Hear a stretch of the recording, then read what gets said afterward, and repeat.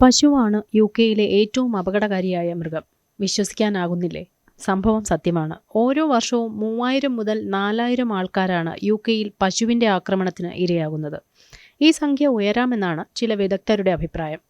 UK സർക്കാരിൻ്റെ health and safety എക്സിക്യൂട്ടീവിൻ്റെ report പ്രകാരം 2018 2022 ഇടയിൽ 30 പേരാണ് പശുവിൻ്റെ ആക്രമണത്തിൽ കൊല്ലപ്പെട്ടത്. സെപ്റ്റംബർ 1 വെയിൽസിൽ ഒരു യുവതി ഒരു കൂട്ടം പശുക്കളുടെ ചവിട്ടേറ്റ് മരിക്കാനിടയായ സംഭവത്തിനു പിന്നാലെയാണ് കൊലയാളി പശുക്കളെ പറ്റിയുള്ള വാർത്ത യുകെയിൽ ചർച്ചയാകുന്നത്. കൊലയാളി പശുക്കളിൽ നിന്നും പൊതുജനത്തെ രക്ഷിക്കാൻ നിയമനിർമ്മാണം നടത്തണമെന്ന് ഈ മേഖലയുമായി ബന്ധപ്പെട്ട വിദഗ്ധർ മുൻപ് ആവശ്യമുന്നയിച്ചിരുന്നു. കന്നുകാലികളിൽ വർദ്ധിച്ചുവരുന്ന ആക്രമണവാസനയെക്കുറിച്ചും അവർ ആശങ്ക രേഖപ്പെടുത്തിയിരുന്നു. മരണസംഖ്യ വർഷം തോറും മാറിക്കൊണ്ടേയിരിക്കുന്നു. ചില വർഷങ്ങളിൽ മരണസംഖ്യ കൂടുതലാണ്. കുറച്ചു വർഷങ്ങൾക്ക് മുൻപ് ചെറിയ കാലയളവിനുള്ളിൽ ഇത്തരത്തിൽ 3 മരണങ്ങളാണ് ഉണ്ടായത്. സാധാരണക്കാരും കർഷകരും കൊല്ലപ്പെടുന്നുണ്ട്.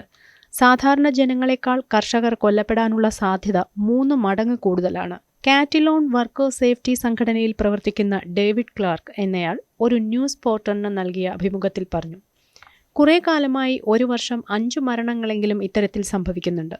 എന്നാൽ മരണസംഖ്യ ഉയരാനുള്ള സാധ്യതകളാണ് നിലവിൽ കാണിക്കുന്നത്.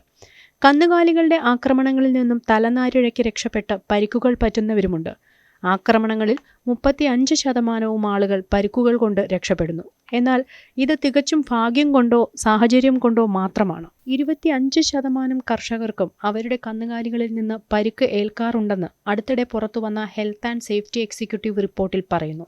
2020 മൈക്കിൾ ഹോംസ് എന്ന 57-കാരനും ഭാര്യ തെരേസയും കന്നുകാലിക്കൂട്ടത്തിന്റെ ആക്രമണത്തിനിരയായിരുന്നു. കന്നുകാലിക്കൂട്ടം ഇരുവരെയും ചവിട്ടിമെതിക്കുകയാണുണ്ടായത്.